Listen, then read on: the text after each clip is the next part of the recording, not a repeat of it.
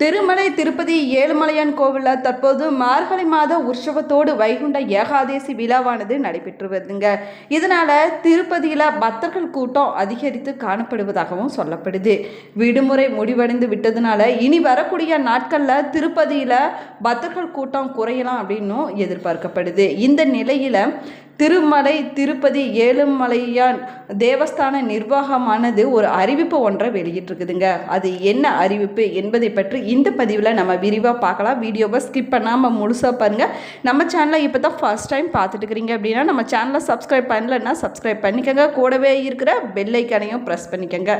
உங்களுக்கு ஜோதிட ரீதியாக சந்தேகம் இருந்தாலும் சரிங்க, தனிப்படையாக ஜோதிடம் பார்க்க விரும்பினாலும் சரி, இந்த வீடியோவுக்கு கீழே டிஸ்கிரிப்ஷனில் வராகியம்மன் ஜோதிட நிலையத்தோட தொலைபேசி எண் கொடுத்துருக்குறேன். இந்த எண்ணுக்கு தொடர்பு கொண்டு பேசி பாருங்கள். உங்கள் பிரச்சனைகளுக்கு சரியான தீர்வு கிடைக்குங்க.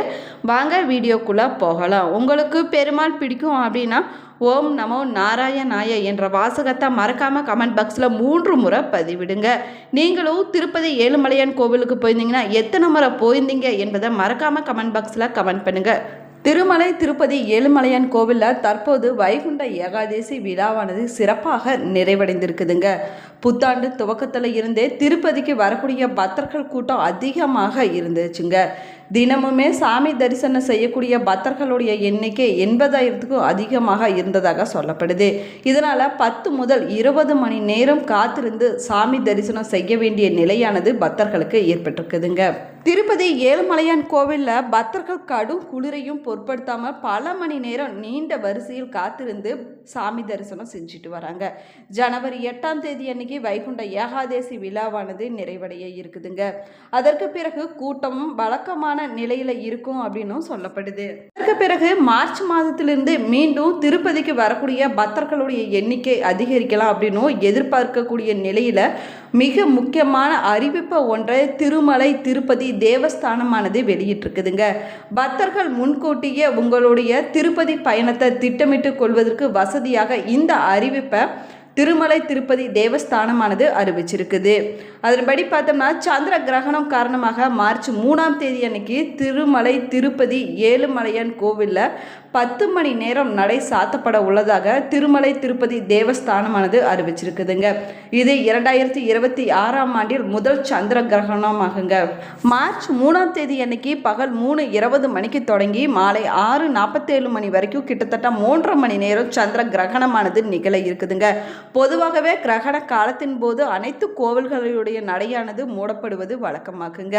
இதன் காரணமாக கிரகண காலம் தொடங்குவதற்கு 6 மணி நேரத்துக்கு முன்னதாகவே கோவில் நடையானது அடைக்கப்பட முடிவு செய்துள்ளதாக திருமலை திருப்பதி தேவஸ்தான நிர்வாகமானது அறிவிச்சிருக்குதுங்க.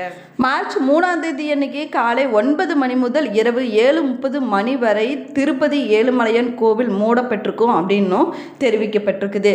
கிரகணம் நிறைவடைந்த பிறகு ஆலயத்தை சுத்தம் செய்யக்கூடிய பணிகள், தோஷ நிவர்த்தி சடங்குகள் போன்றவை நிறைவடைந்த பிறகு இரவு 8:30 மணிக்கு பிறகு பக்தர்கள் தரிசனத்திற்காக அனுமதிக்கப்படுவாங்க அப்படின்னும் தெரிவிச்சிருக்கிறாங்க.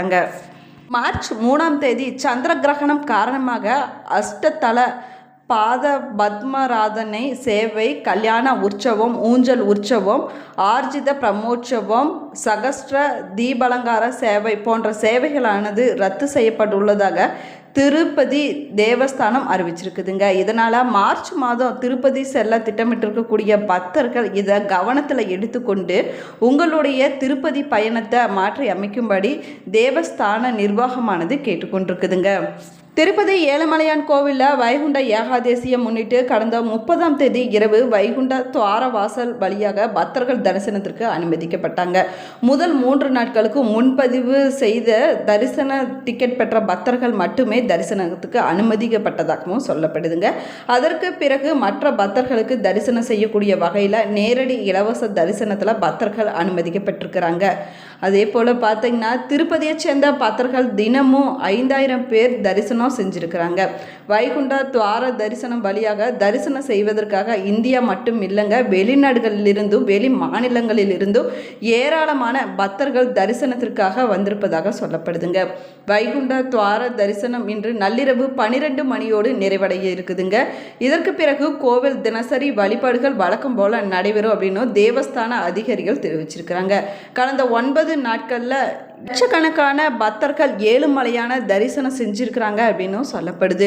ஒரு நாளைக்கு சராசரியாக 75,000 முதல் 90,000 பக்தர்கள் வரை தரிசனம் செஞ்சுருக்கிறாங்களாமாங்க. அதே போல் திருப்பதியில் நேற்று 85,752 பேர் தரிசனம் செஞ்சிருப்பதாக சொல்லப்படுதுங்க. 19,443 பக்தர்கள் முடி காணிக்கை செலுத்தியிருக்கிறாங்க.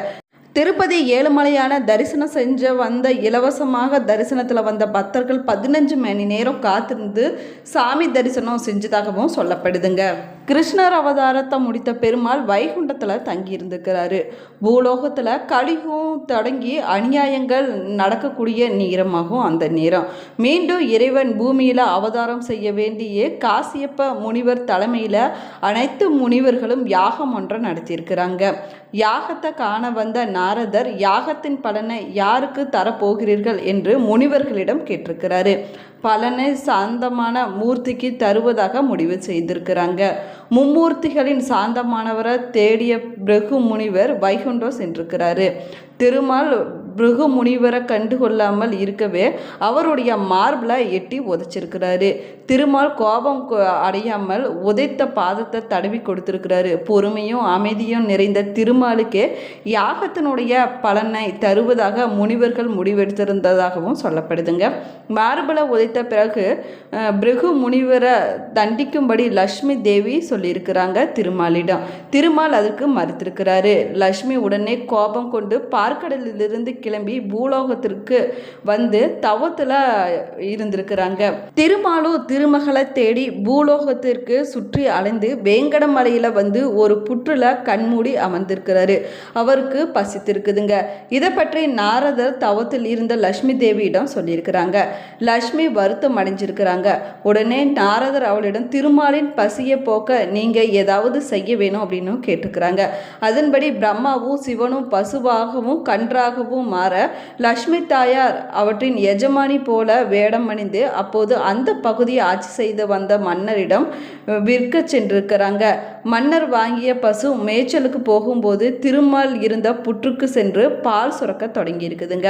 இப்படி தினம் பசுமாடு பால் சுரப்பதை பார்த்து கொண்டிருந்த இடையன் பசுவுக்கு பின்னால சென்று புற்றில் பால் சுரக்குவதை பார்த்திருக்கிறாரு. கோடாரியால பசுவை அடிக்க முயற்சி செஞ்சிருக்கிறாரு. கோடாரி தவறி புற்றுக்குள்ள இருந்த பெருமாளுடைய தலையின் மீது பட்டு குருதி வலிய தொடங்கி இருக்குதுங்க.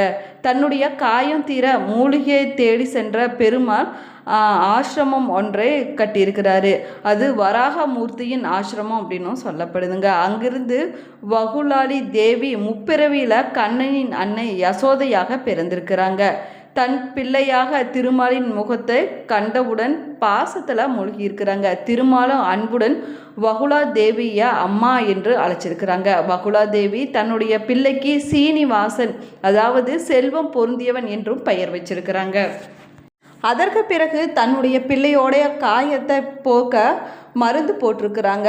கனிகளை சாப்பிடுவதற்கு கொடுத்துருக்குறாங்க. இந்த நிலையில் சந்திரகிரி என்ற பகுதியை ஆகாசராஜன் என்பவர் ஆண்டு வந்திருக்கிறாரு. பிள்ளை வரம் வேண்டி தன் குலகுரு சுக மாமுனிவருடன் ஆலோசனை கேட்டிருக்கிறாரு. புத்திர காமேத்திரபடி யாகம் செய்த நல்ல நேரம் குறிச்சிருக்கிறாங்க. யாகம் செய்யும் இடத்தை சுத்தம் செய்யும் போது பூமியில் புதிர்ந்திருந்த பெட்டிக்குள்ளே இருந்த தாமரையில் படுத்த நிலையில் ஒரு பெண் குழந்தையானது கிடைச்சிருக்குதுங்க. தாமரைக்கு பத்மம் என்று பெயராகுமாங்க. அதனால தான் குழந்தை பத்மாவதி அப்படின்னும் அழைக்கப்படுறாங்க. ராமாவதாரத்தின் போது வேதவதி என்னும் பக்தை ராமனை மணமாளனாக பெற வேண்டி தவம் செஞ்சிருக்கிறாங்க. ராமனும் அவளின் பின்னால் அவளை மனம் செய்து கொள்வதாக வாக்குறுதி கொடுத்திருந்தாராமாங்க. அதன்படியே வேதவதி பத்மாவதியாகவும் பிறந்திருக்கிறாங்க. பிறந்த ஆகாசராஜனின் மகளாகவும் வளர்ந்திருக்கிறாங்க.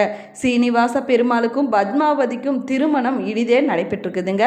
அதற்கு பிறகு சீனிவாச பெருமாள் கலியுகம் முடியும் வரை திருமாலின் சிலை ரூபமாக பக்தர்களுக்கு அருள் தரக்கூடிய விதமாக திருமலையில் எழுந்தருளி இருக்கிறாரு.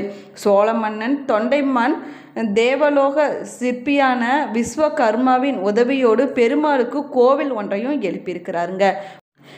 அதற்கு பிறகு பத்மாவதி அலமேலு மங்கம்மாபுரத்தில் அருளாட்சி செஞ்சுருக்கிறாங்க.